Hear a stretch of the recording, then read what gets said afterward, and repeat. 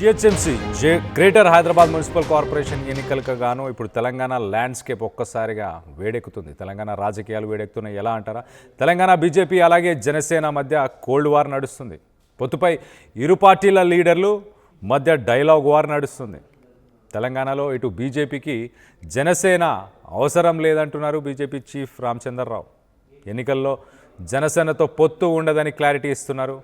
ఇటు పొత్తులపైన పవన్దే నిర్ణయం అంటున్నారు జనసేన ఇన్ఛార్జ్ శంకర్ గౌడ్. పొత్తు ఉన్నా లేకున్నా మున్సిపల్ ఎన్నికల్లో పోటీ చేస్తామంటున్నారు జనసేన. 2028 అసెంబ్లీ ఎన్నికలే తమ టార్గెట్ అంటున్నారు జనసేనకు సంబంధించిన నాయకులు. మొత్తానికైతే రెండు పార్టీలు ఇటు ఎన్డీఏ అలయన్స్ అని చెప్పుకోవచ్చు, ఎన్డీఏకి సంబంధించిన పార్టీలు అని చెప్పుకోవచ్చు. మరి ఈ కొలాబరేషన్ రానున్న హైదరాబాద్ జిహెచ్ఎంసీ ఎన్నికలలో ఉండబోతుందా లేదా? ఒకసారి గతంలో ఏం జరిగిందో ఒకసారి మనం చూస్తే కనుక 2020 జిహెచ్ఎంసీ ఎన్నికల్లో జనసేన తమ క్యాండిడేట్స్ని విత్డ్రా చేసుకుంది, బీజేపీకి సపోర్ట్ చేసింది. సో యాక్టివ్ డిస్కషన్స్, అప్పుడు సీట్ షేరింగ్స్ ఇవన్నీ కూడా మరి జరగబోతున్నాయి ఈసారి జరిగే 2026 జిహెచ్ఎంసీ ఎన్నికల్లో. ఇటు బీజేపీ గతంలో మనం చూస్తే మెయిన్ ఛాలెంజర్గా, ఇటు బీఆర్ఎస్కి అపోజిషన్గా ఉండగలిగింది జిహెచ్ఎంసీకి సంబంధించిన ఎన్నికల్లో. మరి ఈసారి బీజేపీతో పాటు జనసేన రెండు కలిసి ముందుకెళ్తాయా? కలిసి ముందుకెళ్ళి ఇటు కాంగ్రెస్ అలాగే బీఆర్ఎస్ వీటిని ఎదుర్కొనే ప్రయత్నం చేస్తాయా? గతంలో మనం చూస్తే వార్డ్స్ కౌంట్ కూడా 150 నుంచి ఇప్పుడు ప్రస్తుత ఎక్స్పాన్షన్ దాదాపు 300 వార్డుకి ఎక్స్పాండ్ అవ్వబోతుంది. ఇటు కాంగ్రెస్ గవర్నమెంట్ చూస్తే కనుక ఫ్యూచర్ సిటీ అలాగే ఇన్ఫ్రాస్ట్రక్చర్ డెవలప్ చేస్తాము, డ్రింకింగ్ వాటర్ ఇటు తాగునీరుని అందిస్తాము అంటూ ప్రపోజల్స్ అయితే ఇటు స్టేట్ గవర్నమెంట్ తీసుకొచ్చింది. మరి వాళ్ళ మేనిఫెస్టో ఇలానే ఉండబోతుందా? ఇటు బీజేపీ మేనిఫెస్టో ఏం ఉండబోతుంది? సో దీనికి సంబంధించి క్యాంపెయిన్ స్ట్రాటజీలు ఎలా ఉండబోతున్నాయి? పవన్ కళ్యాణ్ ఇన్వాల్వ్ అవ్వబోతున్నారా క్యాంపెయిన్లో ఒకవేళ జనసేన ఇక్కడ యాక్టివ్గా పార్టిసిపేట్ చేస్తే? దీనికి సంబంధించి మరింత ఇన్ఫర్మేషన్ తీసుకునే ప్రయత్నం చేద్దాం. మా ప్రతినిధి శ్రీధర్ ఉన్నారు, శ్రీధర్తో మాట్లాడి తెలుసుకునే ప్రయత్నం చేద్దాం. ఒక్కసారి శంకర్ గౌడ్, ఇటు జనసేన పార్టీకి సంబంధించిన శంకర్ గౌడ్ ఏం మాట్లాడుతున్నారో, ఇన్ఛార్జ్ ఆయన తెలంగాణ జనసేన పార్టీకి సంబంధించి ఆయన ఏం మాట్లాడుతున్నారో ఒకసారి ఆయన మాటల్లో వినే ప్రయత్నం చేద్దాం. మీరు గత 4 రోజులుగా చూస్తుంటే ఈ రాష్ట్రంలో మా పార్టీ అనేది ఎలా మలుపు తీసుకోబోతుందో మీరు ప్రత్యక్షంగా చూస్తున్నారు. సో మొన్న ఇది కొండగట్టులో జరిగిన ప్రోగ్రాం తర్వాత మా అధ్యక్షుల వారు ఇచ్చిన స్పీచ్, దాని తర్వాత లోకల్ బాడీ ఎలక్షన్లో మాకు వచ్చిన రిజల్ట్స్ ఇవన్నీ దృష్టిలో పెట్టుకొని క్యాడర్లో చాలా ఉత్సాహం వచ్చింది. దాని తర్వాత మేము ఈ రాష్ట్రంలో పార్టీని ఎలా స్ట్రాంగ్గా గ్రౌండ్ లెవెల్లో బలోపేతం చేసుకొని ముందుకెళ్ళాలి, రేపు రాబోయే కార్పొరేషన్ ఎలక్షన్లు, మున్సిపల్ ఎలక్షన్లు ప్లస్ జిహెచ్ఎంసీ ఎలక్షన్లో ఎలా పార్టిసిపేట్ చేయాలి, దీని గురించి గత 4 రోజులుగా దీర్ఘంగా మాకు కొన్ని సమావేశాలు అయ్యాయి. ఆ సమావేశాల్లో భాగంగానే ఇప్పుడు 4 ఎడ్హాక్ కమిటీలు అనేవి ఈరోజు డిక్లేర్ చేసి వాళ్ళకి ట్రైనింగ్ ప్రోగ్రామ్ ఇవ్వటం జరిగింది. వీళ్ళు ఈ ట్రైనింగ్ ప్రోగ్రాములు అన్ని కంప్లీట్ చేసుకొని వీళ్ళు రేపటి నుంచి గ్రౌండ్ లెవెల్లో ప్రతి నియోజకవర్గానికి వెళ్ళి జనసేన పార్టీని గ్రౌండ్ లెవెల్లో ఎలా బలోపేతం చేయాలి అనే దానిలో అందరూ ముందుకెళ్తున్నారు. అదేవిధంగా కాకుండా ఈరోజు పార్టీలో మొన్న కూడా అక్కడ కొండగట్టులో కూడా కొంతమంది ముఖ్య నాయకులు పార్టీలో జాయిన్ అయ్యారు. ఈ రోజు కూడా చాలా మంది పార్టీలో చేరికలు అనేవి జరిగేవి. ఇప్పుడు పార్టీలో చేరికలు కూడా గత 2-3 రోజులుగా చాలా మంది ఇంట్రెస్ట్ చూపిస్తున్నారు. వాళ్ళందరినీ డ్యూటీలైన్ చేసుకొని పార్టీలోకి ఆహ్వానించుకుంటూ బలంగా పార్టీ ముందుకెళ్లాలని డిసైడ్ అయ్యాము. ఇంకా రాబోయే కాలంలో మేము ఎలా చేస్తున్నాము, ఎలక్షన్స్లో ఎలా పార్టిసిపేట్ చేస్తున్నాము అనేది ఇంకొక 2-3 రోజుల్లో మళ్ళీ మీడియా సమావేశంలో కంప్లీట్ డీటెయిల్స్ ఇస్తాము. రేపు రాబోయే కార్పొరేషన్ ఎన్నికల్లో, మున్సిపాలిటీ ఎలక్షన్లో ఎన్ని స్థానాల్లో పోటీ చేస్తాము, దానికి సంబంధించిన వివరాలన్నీ కూడా ఇంకొక 2-3 రోజుల్లో మీడియా మిత్రులందరితో షేర్ చేసుకోవడం జరుగుతుంది. బట్ ఒక్కటి మాత్రం మా పార్టీ తరఫున, మా అధ్యక్షుల తరఫున తెలియాలి ఏంటంటే, తెలంగాణలో జనసేన పార్టీ జిహెచ్ఎంసీ ఎన్నికల్లో ఎలా పార్టిసిపేట్ చేయబోతుంది, దానికి సంబంధించి 2-3 రోజుల్లో ఇన్ఫర్మేషన్ ఇవ్వబోతాము. ఒక ప్రెస్ మీట్ పెట్టి మా నాయకుడు డెసిషన్ని ముందుకు తీసుకెళ్లే ప్రయత్నం చేస్తాం. గతంలో ఇటు 2023 అసెంబ్లీ ఎలక్షన్స్ కావచ్చు, 2020 జిహెచ్ఎంసీ ఎలక్షన్స్ కావచ్చు, వీటన్నిటిలో కూడా ఇటు బీజేపీకి సహకరించి, అప్పుడు 2020లో అయితే క్యాండిడేట్స్ నామినేషన్స్ కూడా వెనక్కి తీసుకోవడం, 2023లో సపోర్ట్ చేయడం ఇవన్నీ జరిగాయి. మరి ఈసారి 2026 జిహెచ్ఎంసీ ఎన్నికల్లో ఎలాంటి డీల్ ఉండబోతుంది? ఇటు కోల్డ్ వార్ అయితే నడుస్తుందంటున్నారు. దీనికి సంబంధించి లేటెస్ట్ అప్డేట్ తీసుకునే ప్రయత్నం చేద్దాం. మా ప్రతినిధి శ్రీధర్ ఉన్నారు, శ్రీధర్తో మాట్లాడి తెలుసుకునే ప్రయత్నం చేద్దాం. శ్రీధర్, చెప్పండి, నిజంగానే కోల్డ్ వార్ నడుస్తుందా? ఇటు రామచంద్రరావు క్లియర్గా క్లారిటీ ఇచ్చే ప్రయత్నం చేశారా? ఇటు జనసేనతో మాకు అవసరం లేదని ఆయన చెప్పుకొచ్చే ప్రయత్నం చేశారా? డెఫినెట్ గా నిజంగా కూడా కోల్డ్ వార్ నడుస్తుంది చెప్పాలి. ఒకవైపు బీజేపీ జనసేన మధ్య కూడా సంబంధించి తెలంగాణ మున్సిపల్ ఎన్నికలు జిహెచ్ఎంసీ ఎన్నికలకు సంబంధించి మాత్రం ఒకవైపు జనసేన మున్సిపల్ ఎన్నికల్లో ప్రచారం చేస్తామని చెప్పడం, ఇంకోవైపు బీజేపీ ఒకవైపు జనసేనతో కూడా జనసేనతో కూడా కలిసి ముందుకు వెళ్ళడం అని చెప్పడం బీజేపీ రాష్ట్ర అధ్యక్షుడు అటు రామచంద్రరావు చెప్పడం కూడా నిజంగా కొంత ప్రాధాన్యత సంతరించుకుందని చెప్పాలి కళ్యాణ్. ఎందుకంటే బీజేపీకి సంబంధించి కూడా జనసేన అనేది కూడా లాస్ట్ జిహెచ్ఎంసీ ఎన్నికలకు సంబంధించి కూడా ఒకవైపు బీజేపీకి జనసేన మద్దతు తెలిపడం కాబట్టి దాదాపు 48 సీట్లకు సంబంధించి కళ్యాణ్ బీజేపీ కూడా అఖండ విజయం సాధించి, అంతేకాకుండా మిగతా మున్సిపాలిటీలకు సంబంధించి కూడా బీజేపీకి ఒకవైపు జనసేన కూడా మద్దతు తెలపడంతో కూడా అనేక చోట్ల కూడా కొంతమంది కార్పొరేషన్ సంబంధించినటువంటి కార్పొరేషన్లు కొన్ని చోట్లకు సంబంధించి, ఇంకోవైపు కూడా కౌన్సిలర్లకు సంబంధించి కూడా పెద్ద ఎత్తున కూడా బీజేపీకి సంబంధించి గెలిచారు.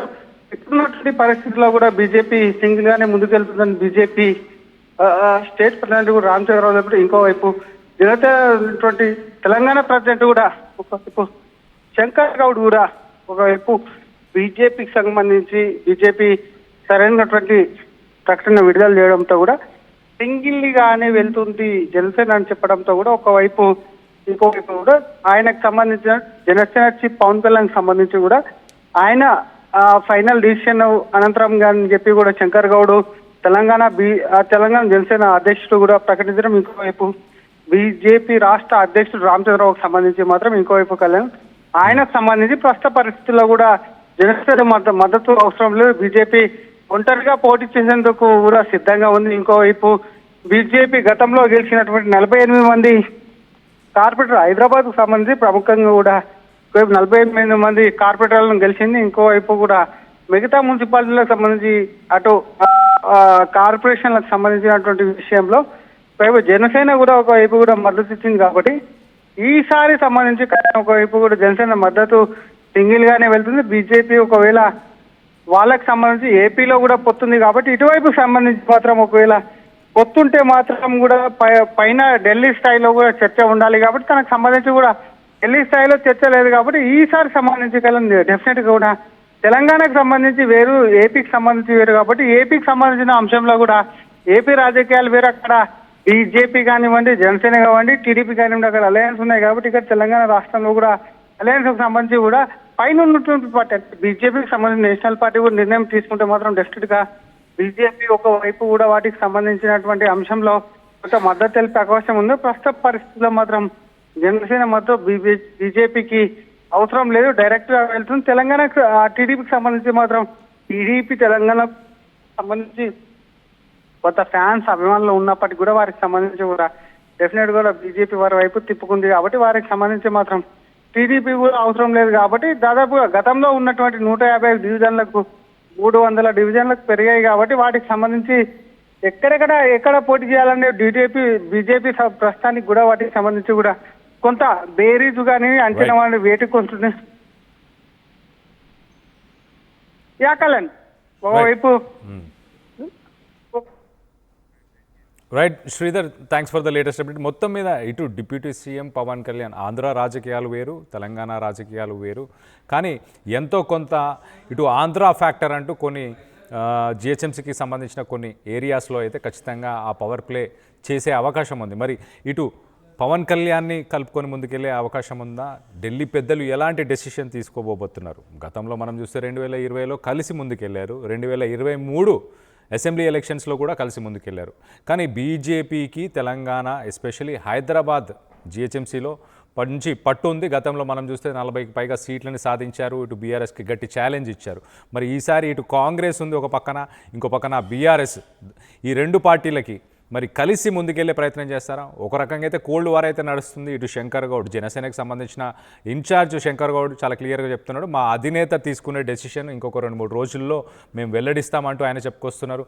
ఇటు టీబీజేపీ చీఫ్ రామచంద్రరావు అయితే మాకు వాళ్ళతో కలిసి ముందుకెళ్లాల్సిన అవసరం అయితే లేదంటూ ఆయన అయితే వ్యాఖ్యానించారు. మొత్తానికైతే ఎన్డీఏకి సంబంధించిన పెద్దలు మరి ఎలాంటి డెసిషన్ తీసుకోబోతున్నారు?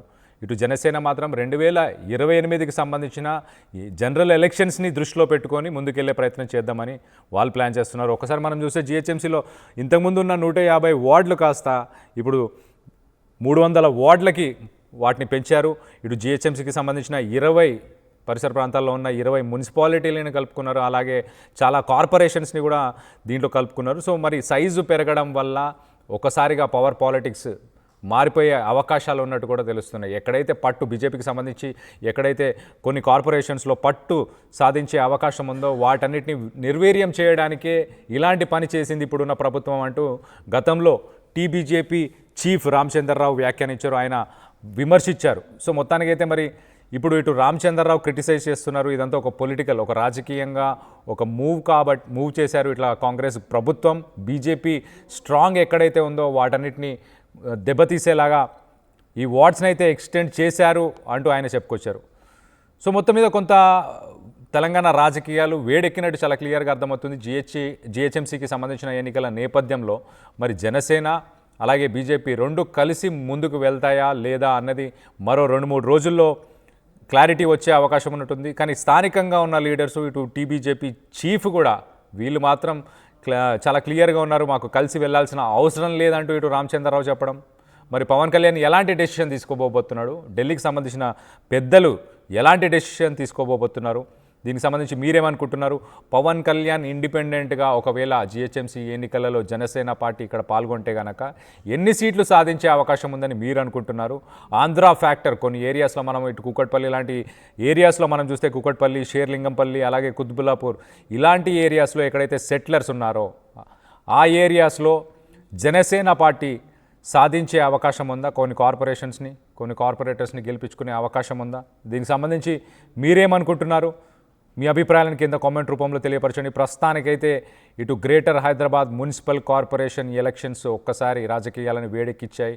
ఇటు పార్ట్నర్షిప్లో ఉన్న బీజేపీ అలాగే పవన్ కళ్యాణ్కి సంబంధించిన జనసేన పార్టీ ఇవి రెండే ప్రస్తుతానికి కేంద్ర బిందువుగా మారాయి, ఈ రెండే చర్చనీయ అంశంగా మారాయి. ఇటు కాంగ్రెస్ పార్టీ మాత్రం చాలా క్లారిటీతో ఉంది. కాంగ్రెస్ పార్టీ వాళ్ళ మేనిఫెస్టో సిటీని డెవలప్ చేస్తాం, సిటీకి సంబంధించిన ఇన్ఫ్రాస్ట్రక్చర్ని డెవలప్ చేస్తాం, దాంతోపాటు ఫ్యూచర్ సిటీ ప్రపోజల్స్ ఇలాంటివన్నీ ఇప్పుడు కాంగ్రెస్ పార్టీకి సంబంధించిన మేనిఫెస్టోలో ఉన్నాయి. సో దీనికి సంబంధించి మీరేమనుకుంటున్నారు? మీ అభిప్రాయాలను కింద కామెంట్ రూపంలో తెలియపరచండి. అసలైన తొలి వెలుగు. ఫాలో వాట్సాప్ @తొలి వెలుగు అఫీషియల్.